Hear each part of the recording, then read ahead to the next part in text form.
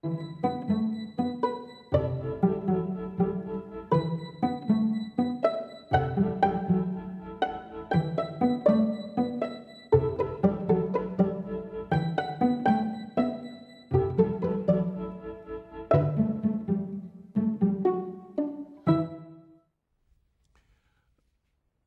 avons beaucoup lu de faits de lecture pieuses, je dirais de la vie des saints, etc.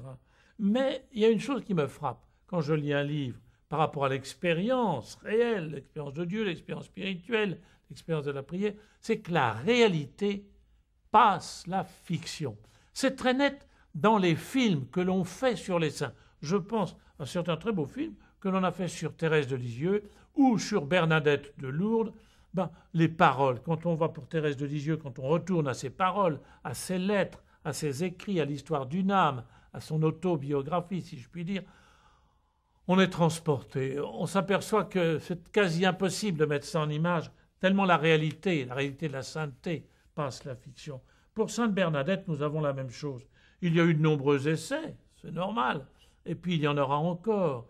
Mais je voudrais revenir sur un fait que ses contemporains et elle-même a raconté sur tout à fait la fin de sa vie. Et j'intitulerai cette parabole, cette vie qui nous transmet, une parabole qui nous mène à Jésus et à Dieu, simplement par moulu comme un grain de blé. C'est son expression elle-même. Moulu comme un grain de blé. Si vous voyez la vie, mais la vie, ses répliques. Bernadette avait des répliques, par retour de courrier. Ses réponses, on est bouleversé.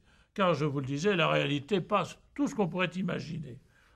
Bernadette de Lourdes avait un asthme chronique, comme un déchirement de la poitrine, des vomissements de sang qui ont duré pendant 2 ans, un anévrisme de l'aorte, une gastralgie, enfin les dernières années, cette carie des os et une tumeur énorme au genou qui lui rendait quasi tout mouvement impossible dans des souffrances affreuses. On l'avait mis derrière la porte de l'infirmerie sur une chaise longue. Mais le seul fait de bouger son genou, c'était épouvantable pour elle. Et Bernadette a vraiment su ce qu'était la passion, l'agonie. Elle a été courageuse à la limite de l'imaginable et en même temps, et c'est là où la réalité passe l'imagination, elle a été totalement désarmée. Figurez-vous que Saint Bernard, disait-elle, elle écrivait cela, Saint Bernard aimait la souffrance. Eh bien, moi, Bernadette, je l'évite, tant que je peux, disait-elle. Mais c'est vrai, elle était impuissante à étouffer certaines plaintes, tant c'était douloureux. Et elle n'avait rien pour apaiser les douleurs. Elle était impuissante à étouffer ses plaintes.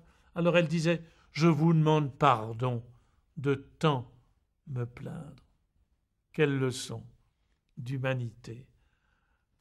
Puis elle se prenait humblement comme elle était. Elle disait « Oh, je suis moulu comme un grain de blé. » On le dirait à moins. Ou bien « Je n'aurais pas cru qu'il fallait tant souffrir pour mourir. » Et durant la Semaine sainte, 1879, son état s'aggrave. Elle demande avec humilité un soulagement pour tenir.